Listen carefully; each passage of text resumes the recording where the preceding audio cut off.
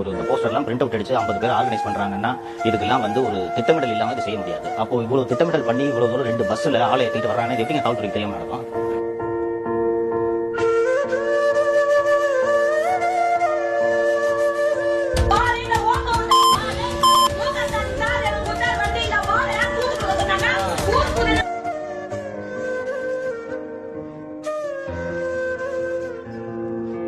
ஏங்க உங்களை எதிர்த்து ஒரு விஷயத்த பேசினாரு, ஒரு விஷயத்த வெளிப்படுத்திருக்காரு அப்படின்னா அப்படிலாம் இல்லங்க, இதான் ஒன்று மறு பதில் கொடுங்க. அவங்க வெளியில பயிற்சி எடுத்துக்கிறாங்க, என்ன பேசணும் என்ன பண்ணணும் பயிற்சி எடுத்துக்கிற வீடியோக்கள் வெளியிட்டு இருக்காங்க.